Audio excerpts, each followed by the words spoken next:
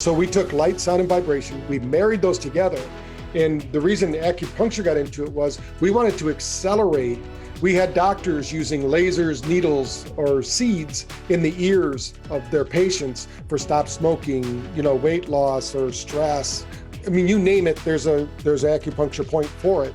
And when I started to do some work looking into Dr. Noger, I started noticing that he had different frequencies that he would play into the needles. I mean, he would broadcast sound into the needles. And I said, what if we did that with light?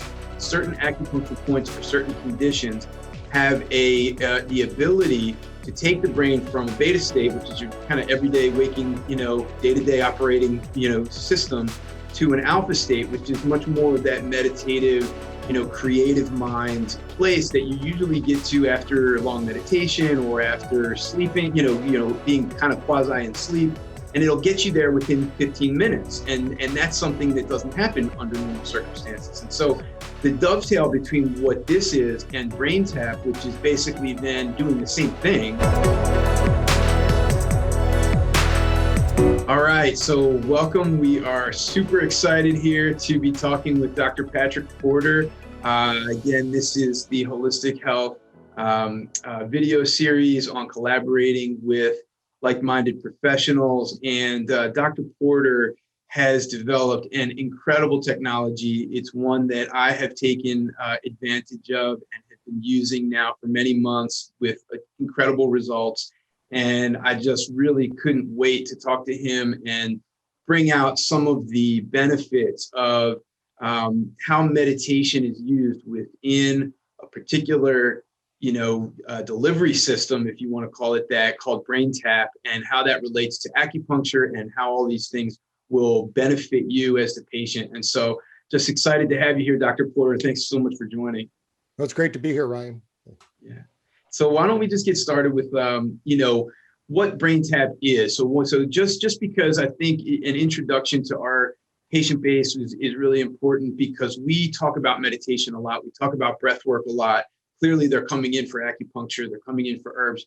But there's something about BrainTap that takes it up a notch in a lot of ways. And I'd love to hear your kind of just how you got here with this and what it is, so that we can just intro it for people. How I got into it was my father was a seminar leader in a product called the Silva method.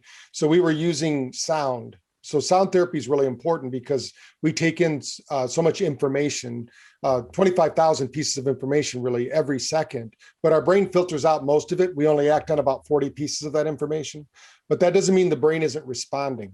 So we can set up unique cues for the brain to listen to. They've named them now binaural beats, isochronic tones, or frequencies. So we use sound to do that. And that's how it was until 1986. In 1986, they came out with something called the LED, which most people watching this go, what do you mean they came out? It's always been around, but it hasn't always been around. Before then, there was only analog lighting. And the reason that LEDs are important is for the brain to follow it. Our brain is so sophisticated that it can tell the difference in milliseconds between a switch being on or off. And an LED is really a switch. So you're actually seeing the arc of electricity across that. It's not really a light bulb, but we call it light emitting diode.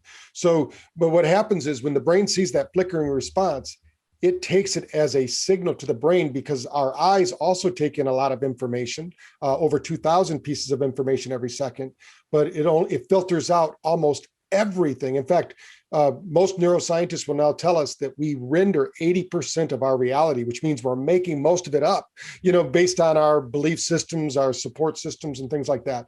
So I got into it through meditation because my dad was an alcoholic and he got help. So I got help. And then what I started doing was, not everybody could meditate. Everybody wants the benefits of meditation, but they can't meditate because maybe it's a belief system, or they think I'm supposed to be chanting a special word, sitting in a special posture. And that's all true for different disciplines. So what I want to do is make it agnostic. You don't have to be, a Buddhist sitting on a mountaintop. You don't have to go away to a retreat center to learn. You can just put this on using light and sound. Our brain literally follows it. In nature, there's something called entrainment. And this entrainment is, all of creation is an entrainment. As an example, our sun is the center of our solar system, right? So our Earth is entrained to stay in orbit around our sun. Our moon, because we're bigger than the moon, is attached to us. So it's entrained to circle us, and so on out into infinity, right? Nobody knows how big the universe is. So, but everything is vibrating and resonating and teeming with energy and life. And that's true also all the way down to our cellular system. And what we want to do is, what do we really get out of meditation? Well, one is, we know that if you're meditating a lot, you open up the meridians of the body, which your people know because they're going to you. But acupuncture does it because it's like road construction. One road isn't working, they can either clear away the road or create a new road, so that information, really, we're information systems. A lot of people look at a person and say, "Boy, that person's solid." Well, nobody's solid in the known universe, because we're 99.999% information. So this information, we don't know what it's all about, but we do know that we can manipulate it with energy.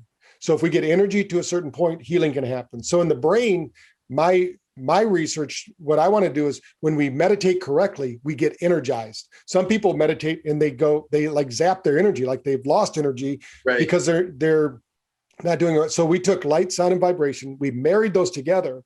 And the reason acupuncture got into it was, we wanted to accelerate. We had doctors using lasers, needles, or seeds in the ears of their patients for stop smoking, weight loss, or stress. I mean, you name it, there's an acupuncture point for it. And when I started to do some looking into Dr. Noget, I started noticing that he had different frequencies that he would play into the needles. I mean, he would broadcast sound into the needles. And I said, what if we did that with light? What would happen? So we use 197 hertz frequency, which happens to instruct. So this is all done. This could be done through needles and everything that you do as well, but it instructs the nervous system to turn off that fight or flight brain, which I like to call the survivor brain, and turns on the parasympathetic, or what I call the thriving brain. And it doesn't matter what you think. It's just like the needles. They don't care what you think. It's an activity of the body. The body responds to the stimulus.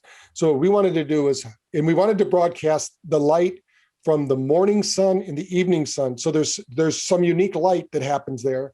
And a lot of the research I was reviewing showed that if people do these, what they call sun gazing, they actually can reformat, if you will, the way their gut biome works.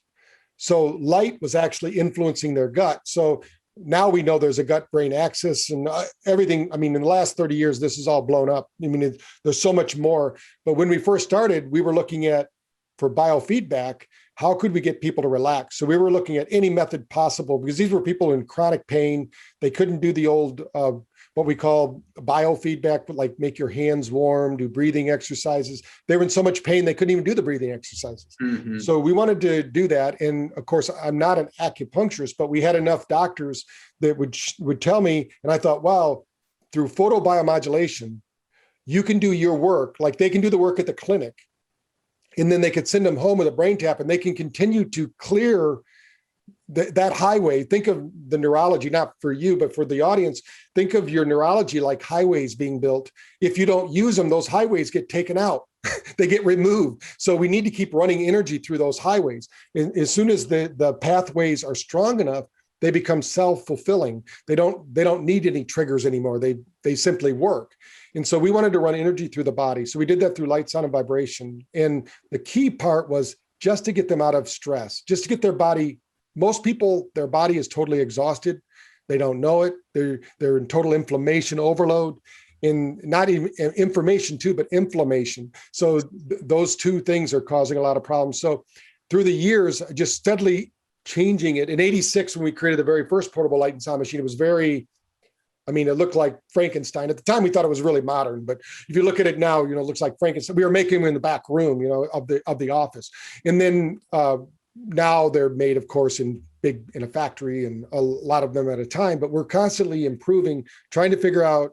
And we found out that energy doctors, people that work with energy, and I think this is where it's all going. I mean, people have said this for years, but I think more and more, it's more like a Star Trek kind of medicine, where we're dealing with the energy systems of the body to correct the body instead of putting in a chemical. Right. And I think this is really important. And look, you just hit on like 10 different subjects that we could go on a tangent with. And so I'm going to try and take a couple of these that I think will really help kind of make this kind of come to life for the audience. But, you know, the idea of the light or the sound or the combination of those two. So first off, let's just start with that, because, you know, we as you know, we speak about this in our clinic as well. You know, you're trying to open up multiple senses because your sensory orifices, your eyes, your ears, your mouth, your nose, your touch, those are the things that activate this parasympathetic nervous system in a lot of different ways and help regulate it. You know, that's how we regulate things. So having some of these pieces in place in conjunction with acupuncture is how we more easily open up these highways. If your body relaxes, it's much easier to clear up the blockage on the highway. If you have a lot of traffic on there, it's really hard for the trucks to get there. But if the traffic clears out of the way, then the trucks can kind of get in there and clear up the damage. So when we're doing acupuncture on those pathways, we're trying to open that up, clear out that damage. And so, you know, you take the light, you take the sound, you dim the lights, but yours is now taking a specific frequency. And so can you talk about, like, you know, you're putting this headset on, it's got goggles, you know, so that you're literally only seeing these light flashes. You've got headphones on, so you're hearing, you know, sounds or a guided meditation or beats or, you know, like you said, you know, synchronous tones. And so how does that, you know, so speak a little bit more to how you tie that with acupuncture, because those points that you talked about in the ear are fantastic. And how do you then say, this point is how I'm going to influence this contraption to help open that up? When you go home, you had your acupuncture. Now tomorrow you're going to do this. It's going to reopen that pathway. Talk a little bit more about that. Well, all of those pathways the body's kind of holographic in nature. So when we're talking about the ear, it's really a mere reflection of the whole body, just like the hands, the bottom of the feet. But you could do that all over. You could do iridology, all these things. People do faceology, you know, so what we're talking about here is, once the acupuncturist knows where the needles go, or whatever the technique is, could be stones. There's a lot of different techniques, but whatever the technique is, they get that at the clinic. So they get that done. Now the body has a memory.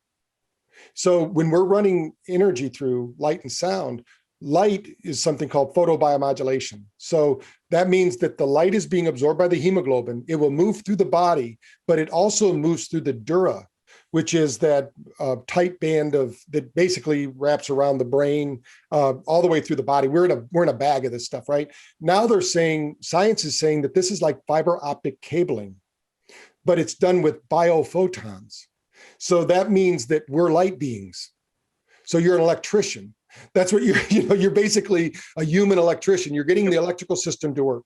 And we use that analogy all the time. I tell people all the time, you know, they'll say, you know, why are you using this point on my hands to affect my headache? And I'll say, well, you know, think about it like an electrical circuit. That point attaches to this point, this point, this point, and then it kind of comes down and does the same thing down the other side. And so we're doing points on both sides to affect something that's happening right here. And, you know, that is freeing that whole pathway up. So then you're saying, I think if I understand what you're saying correctly, is that when you mimic certain light frequencies, it reactivates the body's memory of that particular treatment that you had that day, because that's essentially what the needles are doing. They're activating certain light frequencies or, you know, nerve conduction frequencies. Mm-hmm. That electrical frequency is essentially light.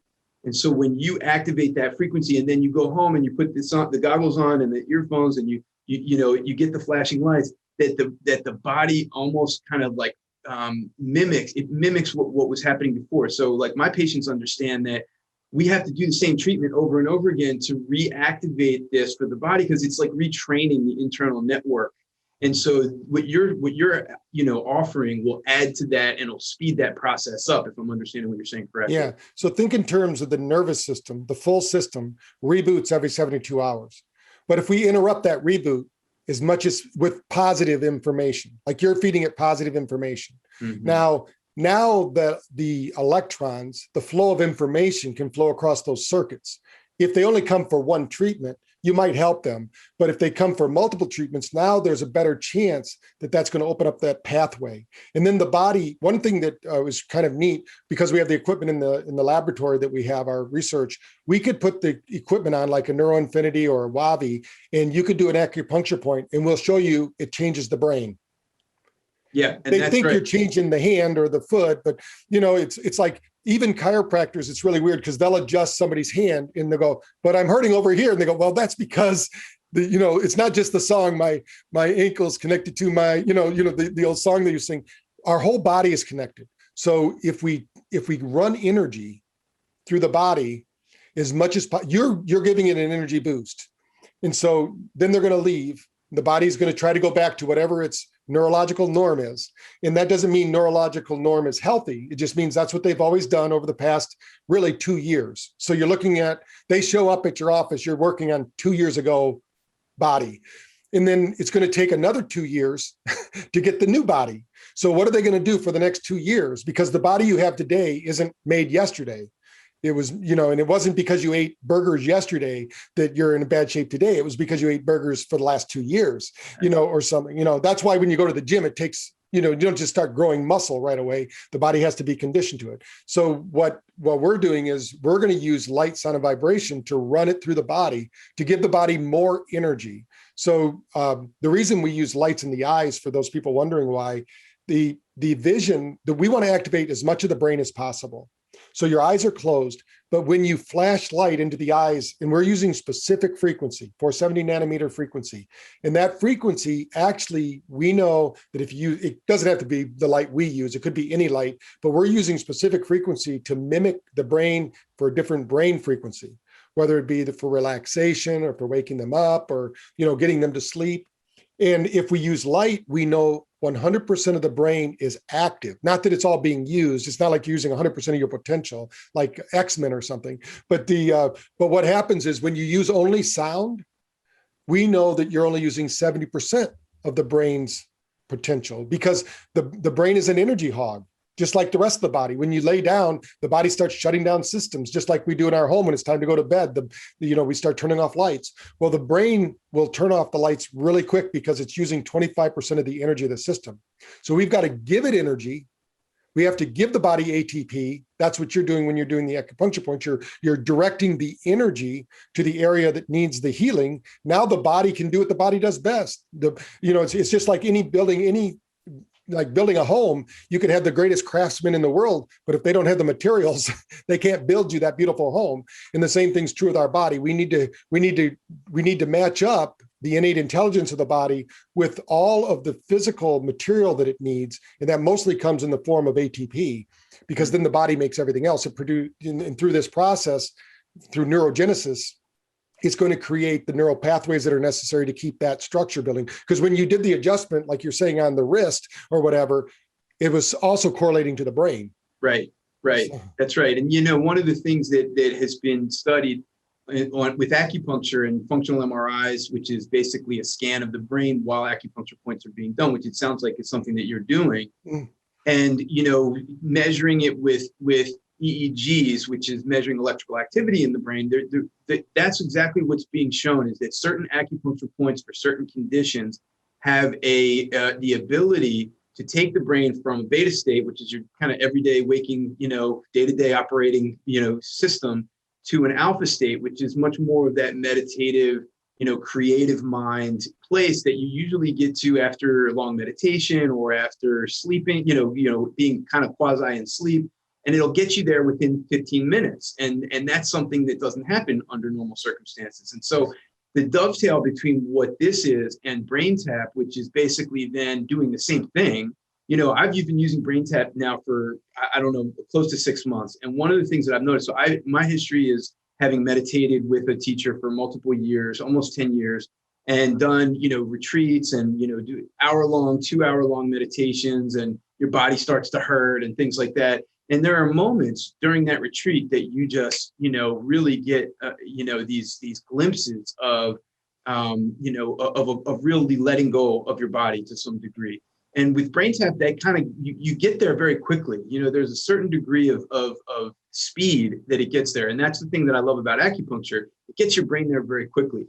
So and I will hear from some of my colleagues like, well, I do tuning forks, and I do, I do, far infrared light on my patients. Explain the difference between what you're doing and some of these other techniques that will be complementary to acupuncture. Mm-hmm. Yeah. Well, tuning forks is actually an isochronic tone generator. Mm. So they're using exactly what we're using. They're just using a fork. I mean, we do that. We do that in seminars all the time. We have tuning forks to the different brain waves, and we show people in real time how the brain tunes to it. So just so everyone understands, our planet is resonating, is a total frequency generator. It generates frequencies from 0.01 to 100. Wherever, if you're around a volcano, it's going to be around 100, right? Because it's erupting. If it's erupting, if you're by the ocean, it's going to be 10 hertz frequency. So there's different frequencies. Now our brain actually mimics those.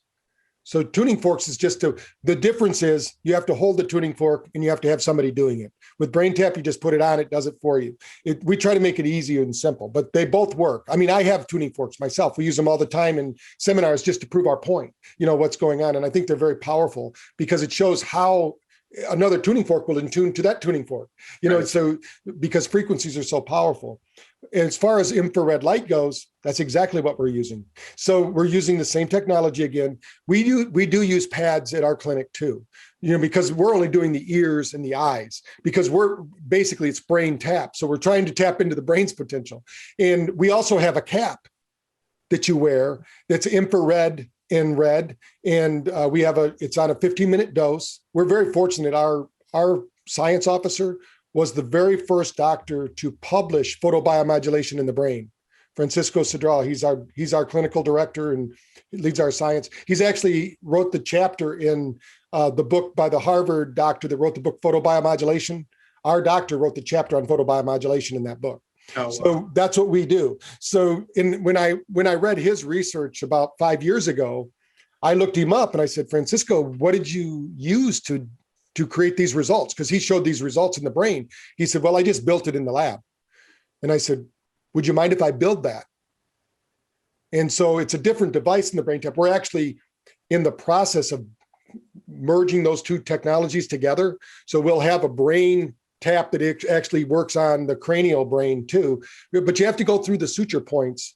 Although the skull is opaque, so some light will get through, but you have to dose it with so much light. That's why lasers aren't any more effective for the brain than LEDs. It's just a longer dose. Like a laser, you can do it in 2 or 3 minutes, right? But a LED, you have to spend 20 minutes getting the same millijoules is what they say. The body also, one thing we learned is that the body only absorbs so much energy, and then it will reflect that energy back. And I'm sure that they've done a lot of research with acupuncture. You can only hold that needle there for so long, or it's going to start to give you diminishing returns. And the same is true with light therapy. So I think that we like to use light therapy, especially on the gut for autism children, because the gut is so important in what's going on with the brain. And if you neglect it, especially when you're talking about brain or neurological functioning, you need to do something about the gut, or you can repair the brain, but it's like your sewage system is all backed up. So what does it matter if your house looks good up front if all the sewage is running out the back? We need to make sure that all of that is, kind of synchronized in that way. Absolutely. And that's one of the things that we put a lot of emphasis on in our clinic too, is this kind of, feedback loop. So, when you have poor digestion, and then you're tired and stressed, that's this feedback loop going this way. And then what we need to do is slow it down, get it to a halt, and then bring it back the other way. And that takes some time. But what you're doing is you're working simultaneously on getting the right supplements, the right food in your system, the right, breath work, all to affect the gut. And then that will have an effect on the brain. Alternatively, and also to what your point is, you have to work on the brain in order to allow for this integration to occur in the gut. There's an inextricable link between the two. And so if you can get that feedback loop going the other way, then we're in great shape. And so, what I love about BrainTap is it takes all the things, to your point, like we've got infrared lamps, and we've got tuning forks, and we've got, music, and we've got lighting, and we've got, the acupuncturist, and you've got the needles, and you've got all these things to create that brainwave change. And then you can go home and just stick this thing on your head and get a follow-up treatment basically throughout the, so I love that. I love that, that this is another tool in our tool belt that we can kind of bring forward. And, to your point, there is this component, and this is the next question I wanted to ask you.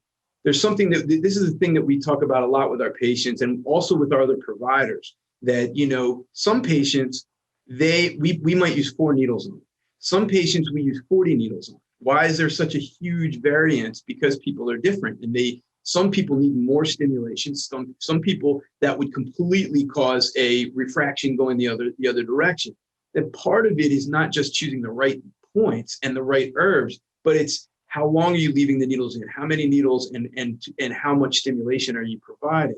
So is there some sort of function of BrainTap where you can help kind of self-modulate that, or how do you kind of come up with that? Well, we are working on that for the end user right Mm-hmm. now. For our clinics, we have a clinical HRV where we have a demo session that they do at first. It's a 10-minute session. It doesn't really do a lot of radical brain changing, but it's going to tell us how their nervous system responds. It's the one we did with the National Institute of Health, where we showed 100 people and we had a 38.9% reduction in stress.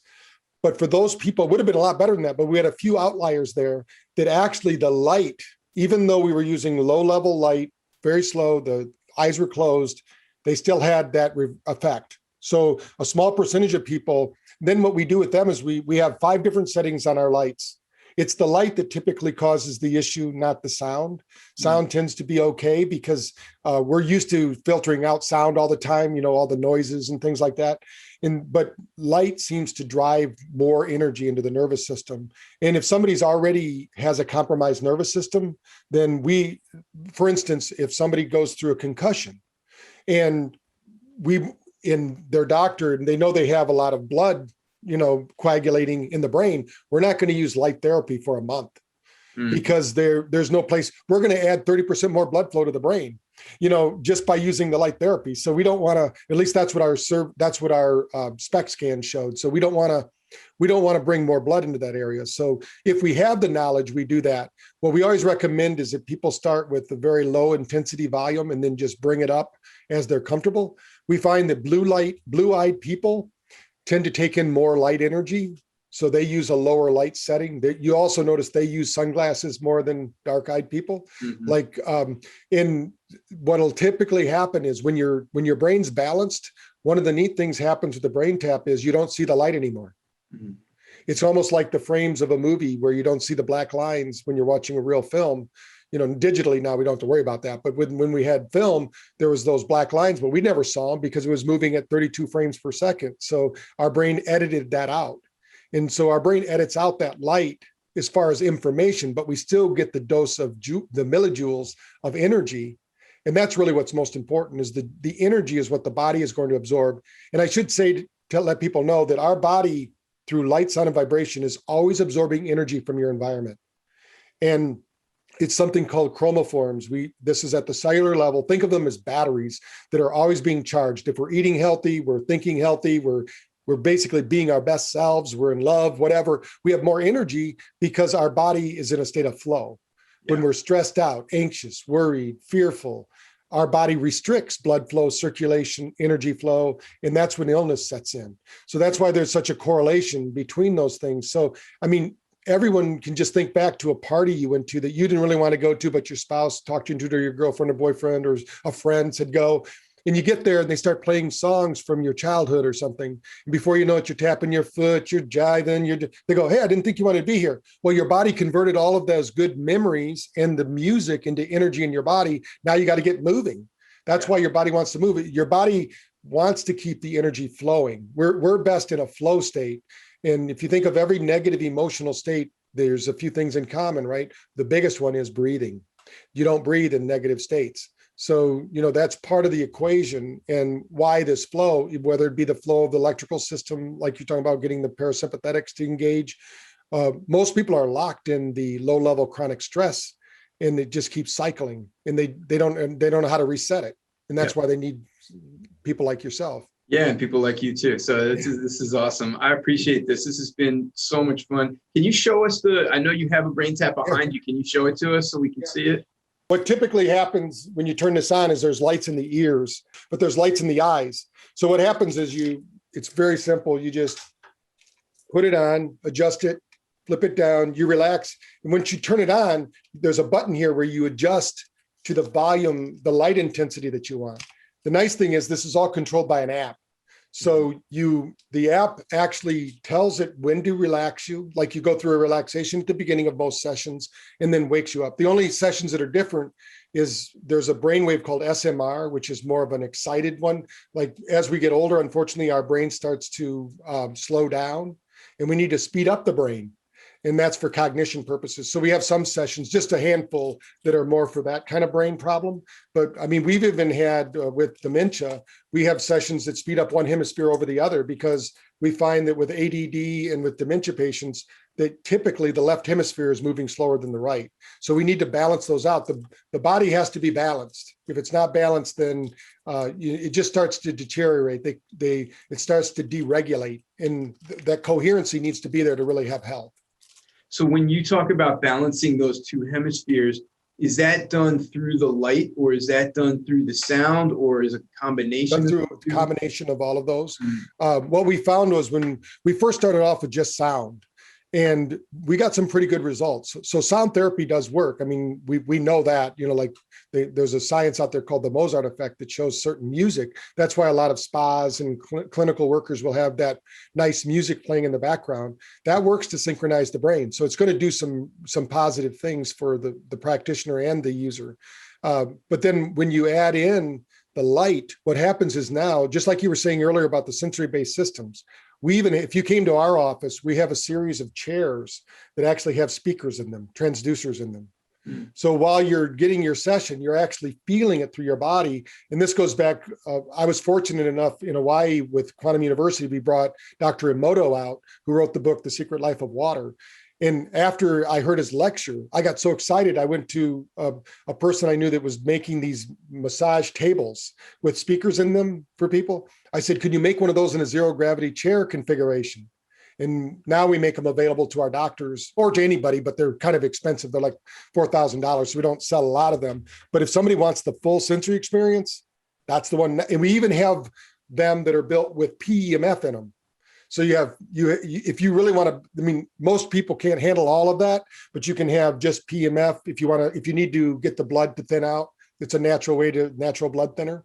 So we use that at the same time as BrainTap as well. Oh, wow. And why is it more of a sensory experience by doing it that way versus having music playing from a speaker? Is it just because it's right next to your head? Is that what well, the farther you are away from the source, the less the entrainment. Mm-hmm. Because it's like throwing a pebble. If you take two pebbles and throw them into a lake that doesn't have waves in it, you'll notice the waves progressing. The bigger rock will overtake the littler one. Yeah. And you won't even know the littler one even existed when they get done because the one will knock it out, the interference pattern. So what happens in the room when it's just in the open room, you can use isochronic tones this way because it's just like a beat frequency. Mm-hmm. That's what the planet is. So when you're sitting on a mountaintop, you're getting that 7.8 hertz frequency. It's just resonating that way. But when you're trying to balance the brain, then you need to put it in to separate it because the circuitry on the right side is activating the left hemisphere. The circuitry on the left side is activating the right hemisphere. Right. And what the brain's always trying to do is trying to figure out the difference. It's doing that with everything, with light, sound, vibration.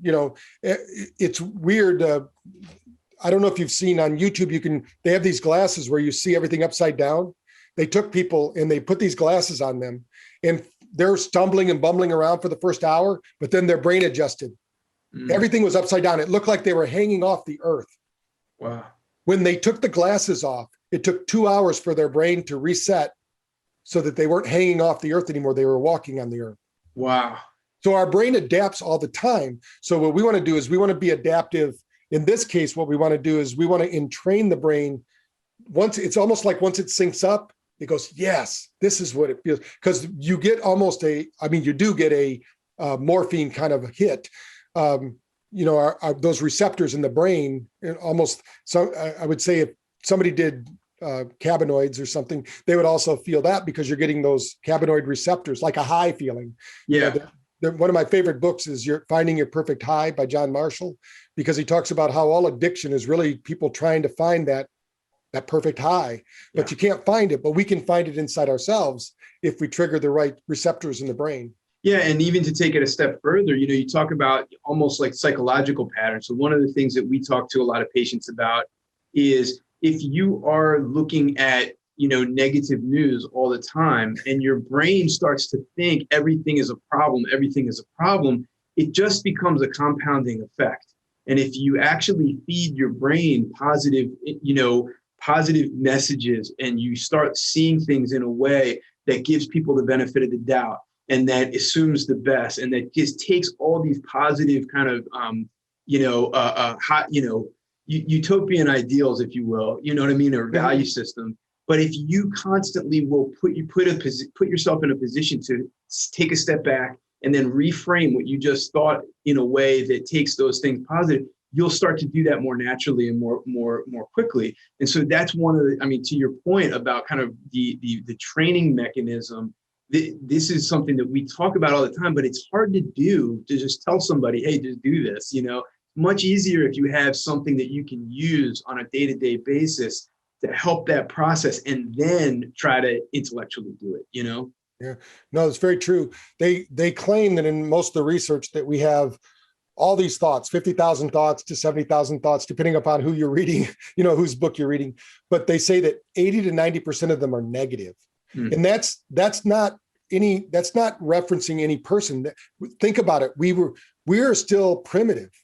These bodies, we get the genetic code from mom and dad. They got it from mom and dad all the way back to the beginning of history. And our brain, its only job really until now our job is who's giving us a like on social media, but before that was we needed shelter, right? We needed Maslow's law, right? Of the hierarchy of needs. So now we have new needs, and we forget that these bodies haven't evolved as fast as our society has. Think about it, 200 years ago, right? They were still crossing the ocean on boats. Nobody could have dreamed that we could get to England in 6 hours. That would have just been, what? You're crazy. That's never going to happen. If we told people that we're going to go to the moon, or, that we're sending things to Mars, that just wouldn't happen. But so what's happening in our brain is still geared to survival. So it's always looking at dangers, because if we don't, that's why our sense of smell is so strong. If we smell something that's not good, we're not going to eat it. How many people go, I wonder if that's good? They take out the refrigerator, smell it like they have. That's because our nose, we know, because through genetic memories, what's good and bad. So there's a lot of stuff that's basically encoded into us. But what the nice thing I was going to point here was words they know can change 2,300 gene expressions. So if you want to turn on the healthy genes, you've got to turn on the healthy talk, because that's what's going to, when you're turning on those negative genes, that's turning on the fight or flight response. And then that's going to disrupt all your systems, the body, most importantly, the digestive system, right? Yeah. So if that gets interrupted, think about it. If you're trying to do a job and you keep getting phone calls, pretty soon you're going to have to put that phone on do not disturb to get your job done. But the nervous system doesn't have that opportunity. It has to keep doing, the body has to keep doing what it does while you do what you do. So we've got to give it time to do those things so it can heal and mend itself and basically make us our best selves at any given moment in time.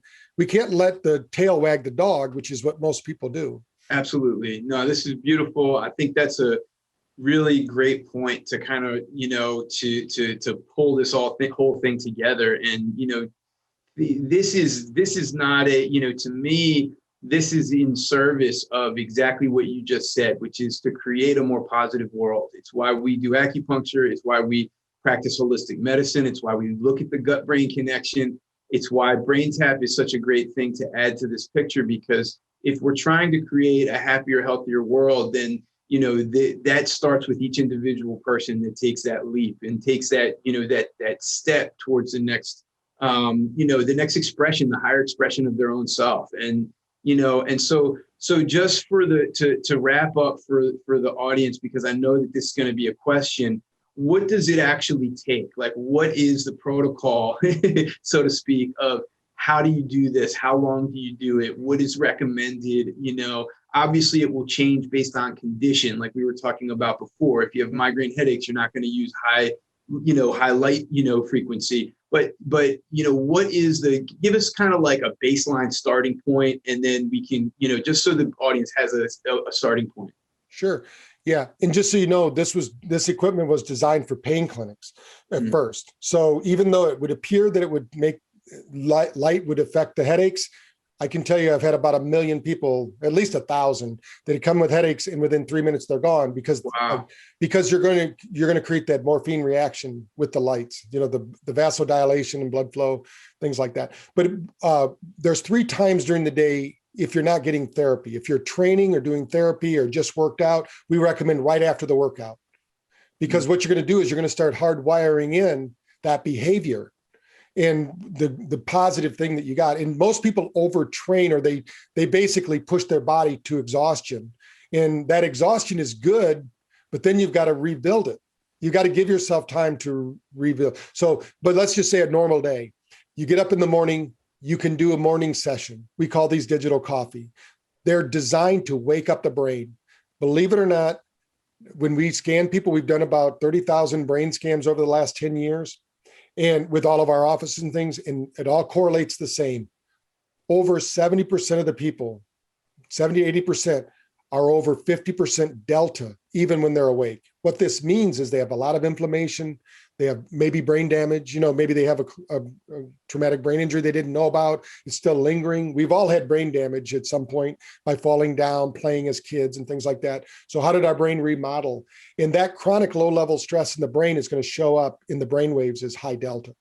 Now, I do that every morning because I know I can get more done and I'm more efficient. And I do that actually before my workout. Now, the reason I do it is I use resistant bands. So I don't work myself to exhaustion. I'm basically using a biohack to trick my body to build more muscle, because I don't have time. So I'm using that as a thing. But then in the afternoon, every day at 2:00, everyone around the world, your temperature is going to drop 2 degrees. That's just the nature of our business with our body. Our body's resetting. So somebody out there reset the Xbox and our character gets reset, whatever's going on. But it's basically because everything in our body is cyclic. So it has to have a termination point, and everybody around the world. What used to happen, because these bodies were designed to live in the Serengeti, was we'd all go take a nap.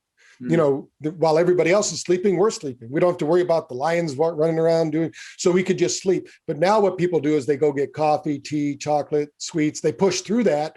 And before they know it, they've created this habit, this pattern, when the body's saying, hey, I need to restore.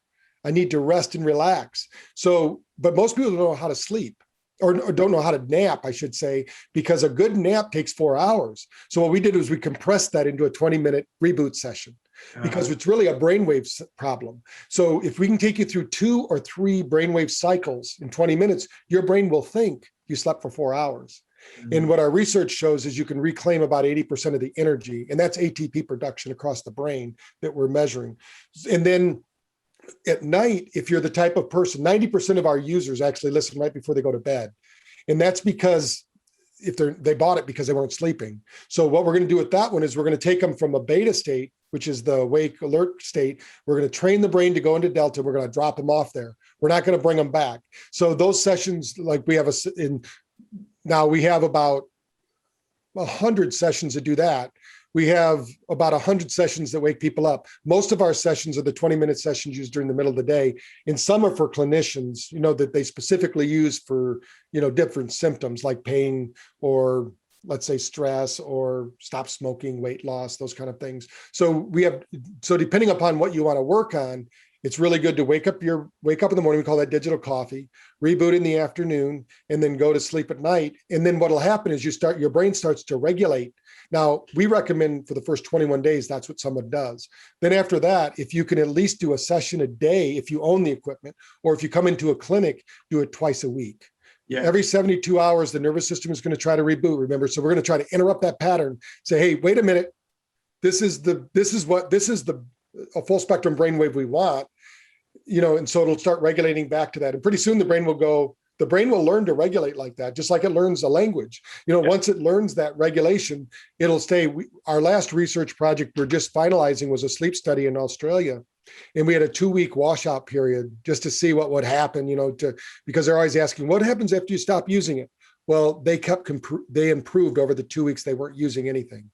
So once the brain learns how to do it, the brain will continue to learn. Now, in a long-term scenario, they still have to do something. They have to meditate. They have to do something. It's like flossing, or brushing your teeth is maybe a better example. If you want to keep them, you got to keep brushing them. Yeah, this is exactly right. We use the analogy in our clinic of getting the train out of the station. Once you get, you compress the frequency of care at the beginning, and you get the train out of the station. And then once the train's moving on the tracks, it's very hard to stop it. So then all you have to do is, instead of coming 3 times a week, you're coming once a week or every other week or once a month even, and you're still getting the same results with 1/10 of the actual care. And so it's interesting, I've been using BrainTap in the morning. I do it after I work out and then use BrainTap.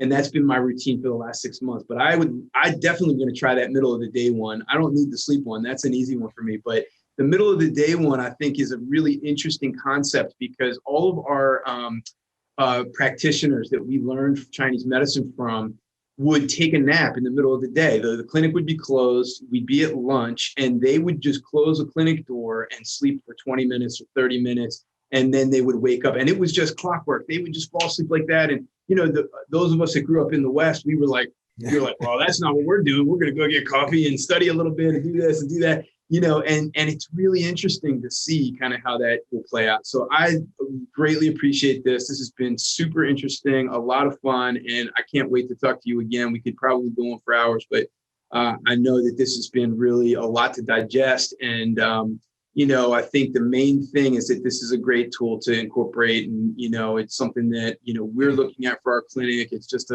an amazing opportunity for people to add something to their health and wellness routine that we really think is fantastic. So thanks so much for this, Dr. Porter. Well, thanks for being one of the people helping us meet our mission of bettering 1 billion brains. We need a lot more people like yourself who are willing to expand. And, we're not trying to substitute any therapies. We're just trying to add to it to be a plus. We want to plus whatever therapies they're doing out there in the world, because this is something that can basically restore and recharge people. So yeah, fantastic. Thank you again. And if anybody is interested in getting more information on BrainTap, you can take a look in the comment section. We will be making some notes in there, and looking forward to continuing our conversation later. Dr. Porter, thank you. Well, thank you, and have a good day. You too. Bye-bye.